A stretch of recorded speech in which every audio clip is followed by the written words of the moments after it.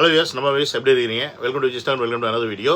தளபதி இன்னைக்கு நாமக்கல்ல சிறப்பான சம்பவம் செஞ்சிருக்காரு அப்படின்னு கேட்டால் ஃபுல் அண்ட் ஃபுல் சிறப்பான சம்பவமாக எனக்கு இது ஃபீல் ஆகலை. ஏன்னு கேட்டிங்கன்னா வெயிட்டிங் ஃபார் கரூர், ஏன்னா அங்கே தான் சம்பவமே இருக்குது. ஏன்னா அது செந்தில் பாலாஜியோட கோட்டை, அதனால மொத்தத்தையும் அங்கே வச்சிருக்காருன்னு நினைக்கிறேன். இங்கே அப்படியே ஏடிஎம்கே தலையில் நச்சு நச்சுன்னு 2 கொட்டை கொட்டி விட்டு கிளம்பிட்டாரு. அது மட்டும் உண்மை. ஆனால் இதில் இன்னொரு முக்கியமான விஷயம் என்னன்னு கேட்டிங்கன்னா, ஒரு கேவலமான எச்சத்தனமான ஒரு வேலையை மீடியாஸ் வந்து செஞ்சுருக்கு. அதை இந்த வீடியோவில் நம்ம தோல் உரிக்க போகிறோம். இப்படிப்பட்ட பொழப்பு ஏண்டா உங்களுக்கு அப்படின்னு தான் நாக்கு பிடுங்குற மாதிரி நான் கேட்க போகிறேன். என்னோட சேனலுக்கு யாராவது ஃபஸ்ட் டைம் வரீங்கன்னா சப்ஸ்கிரைப் பண்ணிட்டு பெல் பட்டன் பிரஸ் ஷேர் பண்ணுங்கள், மறக்காமல் கமெண்ட்ஸை போட்டுருங்க. நீங்கள் கொடுக்கக்கூடிய ஒவ்வொரு லைக்கும் ஷேரும் தான் நம்மளோட சேனல் பூஸ்ட் ஆகிறதுக்கு வழி வைக்கும் அப்படின்றத நீங்கள் மறக்காமல் புரிஞ்சுங்க. என்னுடைய வாட்ஸ்அப் குரூப்பில் சேரணும்னு நினச்சிங்கன்னா வாட்ஸ்அப் குரூப்போட லிங்க் டிஸ்கிரிப்ஷனில் இருக்குது, அதை கிளிக் பண்ணி ஜாயின் பண்ணிங்க. பட் ரூல்ஸ் ஸ்ட்ரிக்டாக இருக்கும், அதை ஃபாலோ பண்ண முடிஞ்சால் நீங்கள் சேருங்க, இல்லைன்னா நீங்கள் வாட்டுக்கு வெளியில் இருந்துடலாம் அப்படின்றத இந்த வீடியோ மூலமாக சொல்லிக்கிறேன். சரி, அப்படி என்னப்பா கேவலமான ஒரு விஷயம் பண்ணாங்க அப்படின்னு பார்த்தீங்கன்னா, ஃபஸ்ட் இதை கேளுங்க. ஆரம்பத்தில் பேசும்போது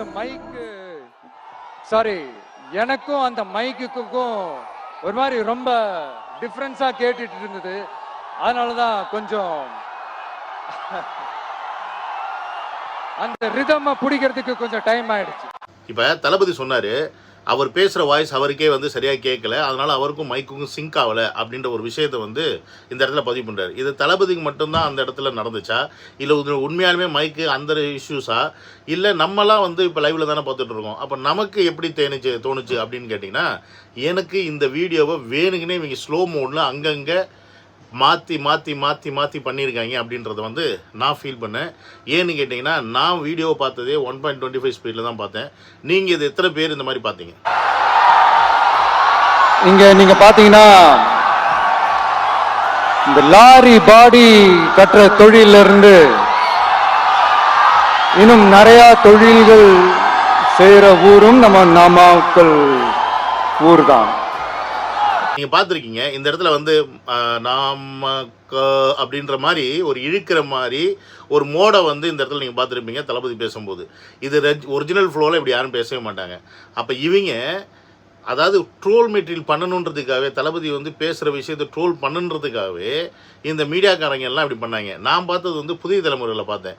நீங்கள் யாரெல்லாம் எந்தெந்த சேனலில் பார்த்தீங்கன்னு எனக்கு தெரியல. எல்லா சேனல்லையும் இப்படி தான் இருந்துச்சா அப்படின்ற ஒரு விஷயத்தையும் நீங்கள் எனக்கு வந்து கமெண்ட்ஸில் போடுங்க. ஏன்னா ஒரு நல்ல ஃப்ளோவில் போக வேண்டிய பேச்சு கொஞ்சம் அங்கங்கே மிஸ் ஆகி போயிடுச்சு. ஏன்னா இவர் தளபதி சொன்ன மாதிரி ஸ்டார்டிங்கில் அவருக்கு எடுக்க வேண்டிய அந்த டெம்போவே எடுக்க முடியல.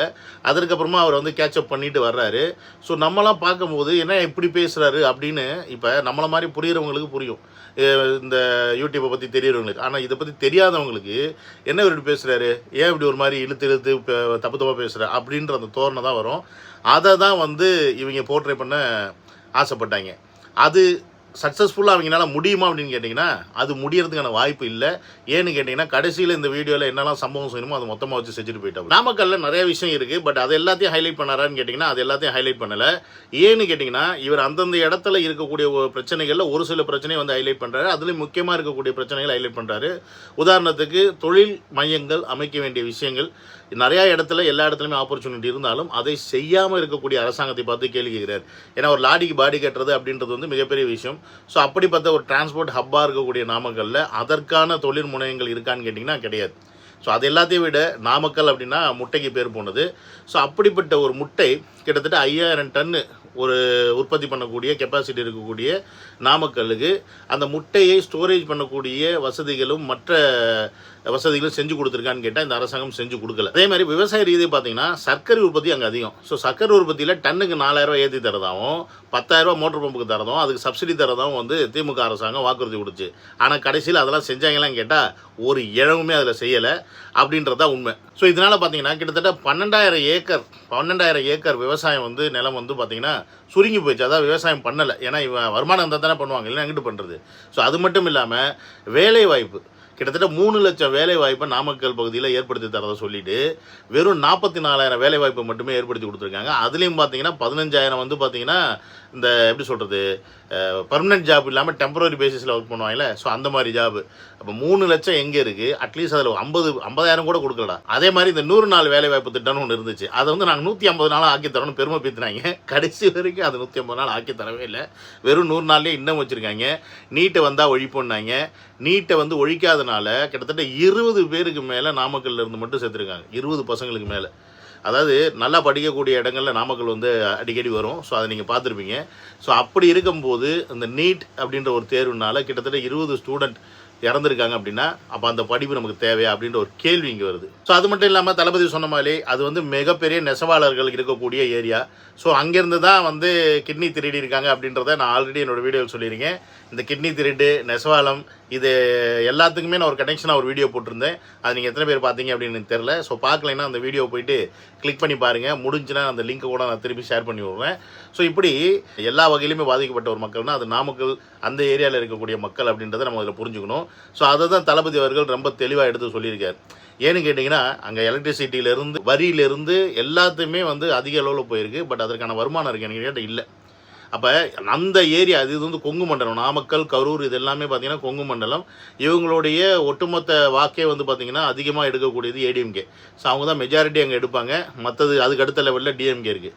அப்போ இன்றைக்கி ஏடிஎம்கேயோட இருக்க நிலையை என்ன அப்படின்றத ரொம்ப தெளிவாக நாமக்கல்லில் வந்து பதிவு பண்ணியிருக்காரு மக்கள் மத்தியில். அண்ட் எல்லாரும் கேட்குற மாதிரி இவங்கெல்லாம் விஜய் வந்தால் என்ன மாட்டிடுவார், விஜய் வந்தால் என்ன மாட்டிடுவார், கரெக்டான கேள்வி அவரும் திருப்பி பிடிச்சிட்டார். உங்களுக்கு என்ன மாற்றணும்? இங்கேருந்து அங்கே கொண்டு போயிட்டு வைக்கணுமா? செவ்வாய் கிரகத்தில் அமெரிக்காவுக்கு ஒன்வே போடணுமா? நக்கல் பிடிச்ச ஆலியா மனுஷன். கரெக்டாக கேள்வி தான். ஒரு மனிதனுக்கு தேவையான வசதிகள் என்ன?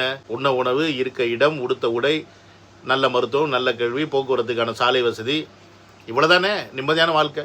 இது வாழ்கிறதுக்கு தான் மக்கள் வந்து ஆசைப்படுறாங்க. இதைத்தான் எல்லாரும் கேட்குறாங்க. இதை ஒரு அரசாங்கம் கொடுத்துட்டாவே மக்கள் அந்த இடத்துல சந்தோஷமாக இருப்பாங்க. அந்த ஆட்சிக்கு எந்த பிரச்சனையுமே வராது. இதை கொடுக்க தவிர இடத்துல தான் பிரச்சனைகளும் சண்டைகளும் வருகிறது. இதை மக்கள் புரிஞ்சுக்கணும். அப்போ மக்களுக்கு புரிகிற மாதிரி ரொம்ப அழகாக தெளிவாக எடுத்து சொல்லிட்டாரு. விஜய் வந்துட்டா என்ன உடனே அப்படியே தமிழ்நாட்டை திருப்பி போட்டுருவாரா? இல்லை இந்த வடிவேல் சொன்ன மாதிரி தமிழ்நாடு இங்கே இருக்க தமிழ்நாட்டை தூக்கிட்டு போய் டெல்லி பக்கத்தில் வச்சுருவாரா? அப்படிலாம் முடியாது. தமிழ்நாட்டில் இருக்கக்கூடிய பிரச்சனைகள் என்ன, பிரதான பிரச்சனைகள் இல்லை, அந்த மாதிரி பிரதான பிரச்சனைகள் மக்களுக்கு வந்து பாதிப்பு வராத வகையில் என்ன மாதிரியான பிரச்சனைகள் இருக்கோ அதை எல்லாத்துலேயும் அவர் கான்சன்ட்ரேட் பண்ணி அதற்கான சொல்யூஷன் எடுப்பாங்க. மற்றபடி இந்த பேசிக் கம்யூனிட்டிஸாக இருக்கக்கூடிய இந்த விஷயங்கள், பெண்கள் பாதுகாப்பு, சட்டம் ஒழுங்கு, இதெல்லாம் வந்து மக்களுக்கு தேவையான ஒரு விஷயம். ஸோ இது கரெக்டாக இருந்தாவே நாடும் நாட்டு மக்களும் சந்தோஷமாக இருப்பாங்க அப்படின்றத அவங்க வாயாலே கேட்டு தெரிஞ்சுக்கிட்டாரு தளபதி. இதை மற்றவங்களுக்கும் கேட்க வச்சிட்டாரு. ஸோ என்னை பொறுத்த வரைக்கும் இந்த நாமக்கல் ஸ்பீச் பார்த்தீங்கன்னா ஓவராலாக அந்த இடத்துடைய இஷ்யூஸை மட்டும் எடுத்து பேசாமல் இவர்கள் வச்ச குற்றச்சாட்டு இருக்குல்ல, இந்த மாதிரி வந்து விஜய் என்ன பண்ணிட போகிறாரு, விஜய் வந்து அப்படி பண்ணிட போகிறா அப்படின்ற ஒரு விஷயத்த இவங்களுக்கு திருப்பி செருப்பால் அடிக்கிற மாதிரி அந்த மக்கள் வாயிலிருந்தே பதிலை வர வச்சு திருப்பி கொடுத்துட்டாரு அப்படின்றது தான் இந்த இடத்துல நம்ம பார்க்க வேண்டிய முக்கியமான ஒரு விஷயம். அண்ட் அது மட்டும் இல்லாமல் ரொம்ப ரொம்ப ரொம்ப தெளிவாக அவர் ஆகிட்டார் இனி பயங்கரமாக சண்டை செய்யணும் அப்படின்னு. ஏன்னு கேட்டிங்கன்னா அது அவர் வாயாலே சொல்கிறாரு. அதை நம்ம கேட்போம். நண்பா, நண்பி, தோழா, தோழி, என் மேல இவ்வளவு நம்பிக்கை வச்சிருக்கிறீங்களா? என்ன இவ்வளவு நம்புறீங்களா? பார்த்தலாம், ஒரு கை பார்த்தலாம். சத்தியமா சொல்றேன். நானும் ஒரு 2-3 வாரத்துக்கு முன்னாடி என்னமோ ஏதோ நினைச்சேன். பார்த்தலாம், சத்தியமா பார்த்தலாம். இப்ப கேட்டிருப்பீங்களா இந்த நம்பிக்கை. இப்ப இந்த நம்பிக்கை அவருக்கு இப்ப 100% வந்துருச்சு. ஏன்னு கேட்டிங்கன்னா முதல் மாநாடு நடத்தும் போது அவர் வந்து கூட்டணிக்கான ஒரு ஓப்பன் ஸ்பேஸ் வச்சதே எந்த அளவுக்கு மக்கள் நம்மளை வேத்துப்பாங்க அப்படின்ற ஒரு டவுட்டு. அது எல்லாருக்குமே இருக்கக்கூடிய ஒன்று தான். சரி, நம்மளை வந்து ரசிகர்கள் ஆதரிப்பாங்க, நம்ம ஃபேன்ஸ் நம்மளை கொண்டாடுவாங்க. ஆனால் நம்ம ஃபேன்ஸ்லேயே அரசியல் புரிதல் இல்லாமல், இல்லை அரசியல் கட்சியில் வேறு எங்கேயாவது ஐக்கியமாக இருக்கிறவங்க நமக்கு ஓட்டு போடுவாங்களான்ற ஒரு சந்தேகங்கள்லாம் இருக்கும்போது கூட்டணிகளுக்காக கட்சியின் கதவை திறந்தே வச்சுருக்காரு. இப்போ வரைக்கும் வச்சுருக்காரு, வித்து ஆட்சி அதிகாரத்திலும் பங்கோட. பட் எவனுமே இப்போ வரைக்கும் பெருசாக வந்து முட்டு கொடுக்கல. அப்படின்னும் போது இந்த இடத்துல அவர் நீங்கள் யார் வந்தாலும் வரலைனாலும் நான் தனியாக நின்னாலும் ஜெயிப்பேன்டா, ஏன்னா மக்கள் அந்தளவுக்கு என்னை நம்புகிறாங்க அப்படின்றத மக்கள் வாயிலிருந்தே, அவர்களுடைய அந்த ரசிகர்கள், தொண்டர்கள், அங்கே இருக்கக்கூடிய பொதுமக்கள் வாயிலிருந்தே அவர் வாங்கி கேட்டு தெரிஞ்சுக்கிட்டாரு, புரிஞ்சுக்கிட்டாரு. ப்ளஸ் மாநாடு போடுறது ஓகே, ஒரு மாநாடு போடுறோம், அந்த மாநாட்டுக்காக எங்கெங்கேயோ இருந்து மக்கள் வர்றதுலாம் ஓகே, தளபதி பார்க்க வராங்க, 1 போட்டோம் 2 போட்டோம், 2 மாநாடுமே சக்ஸஸ். அப்போ இந்த மக்களுடைய எழுச்சி, மக்களுடைய அந்த தன்னார்வமாக வந்து நிற்கக்கூடிய அந்த கூட்டம் அப்படின்றது வந்து அவ்வளோ சாதாரண விஷயம் கிடையாது. அவர் யோசிச்சுப்பார், திருச்சி ஓகே, பெரிய நகரம், அதனால் அங்கே கூட்டம் வந்துச்சு. அது ஆண்டவே அரியலூர், ஸோ அதனால் அதுலேயும் வந்து கூட்டம் இருந்துச்சு. இந்த பக்கம் திருவாரூர், அப்புறம் வந்து நாகப்பட்டினம் போனோம். திருவாரூர் நாகப்பட்டினம் அப்படின்னும்போது அது வந்து ஒரு எப்படி சொல்கிறது, டெல்டா மாவட்டம். அந்த மக்களின் வந்து எதிர்பார்ப்பு கண்டிப்பாக விஜய் அவர்கள் மேலே இருந்துச்சு. ப்ளஸ் அது கலைஞர் பிறந்த ஊர், டிஎம்கே ஆதிக்கம் இதெல்லாம் இருந்தாலுமே அந்த ஊரை வந்து பெரிய லெவலில் கன்சிடர் பண்ணிக்கல. பட் இந்த ஏரியா இருக்குது பாருங்கள், இந்த கொங்கு மண்டலம், இதுதான் வந்து எப்பயுமே அரசியல் களத்தில் தீர்மானம் பண்ணக்கூடியது, யார் ஜெயிக்க போகிறா யார் தோக்க போகிறா அப்படின்னு. இந்த இடத்துல எப்பயுமே ஏடிஎம்கேக்கு தான் ஸ்ட்ரென்த் அதிகம், டிஎம்கேக்கு அடுத்த லெவல் தான். ஆனால் இந்த இடத்துல இவ்வளோ பெரிய வரவேற்பையும் இவ்வளோ பெரிய ஒரு மக்கள் எழுச்சியும் பார்த்துட்டு அவர் முடிவு பண்ணிட்டாரு, இனி யார் வந்தாலும் இல்லைனாலும் எனக்கு பிரச்சனை கிடையாது, என்னை மக்கள் முழுசாக நம்புகிறாங்க, என்னை என் ரசிகர்களும் தொண்டர்களும் எல்லோரும் நம்புகிறாங்க, அவங்களுக்காக நான் முழுசாக சத்தியமாக வேலை பார்ப்பேன் அப்படின்றத ரொம்ப கிளியராக ஸ்ட்ராங்காக இந்த வீடியோவில் சொல்லியிருக்காரு. ஸோ இந்த நம்பிக்கையை நம்ம இனி அடுத்தடுத்து வரக்கூடிய சனிக்கிழமைகள் மற்ற இடத்துலையும் பார்ப்போம் அப்படின்றத மாற்றுக்கிறதே கிடையாது. இனி தலைவலி ரொம்ப ரொம்ப பெருசாக இருக்க போது மாற்று கட்சின்னு இருக்குது அப்படின்றதுல மாற்றுக்கருத்தே இல்லைன்றதை சொல்லி இந்த வீடியோ முடிச்சுக்கிறேன். சிவ அண்ட் கரூர் வீடியோ, கரூர் சம்பவத்தை கண்டிப்பாக இன்றைக்கி பார்க்குறோம். எத்தனை மணிக்கு ப்ரைஸ் முடித்தாலும் திருப்பி நான் வீடியோ போடுறேன். Don't miss it.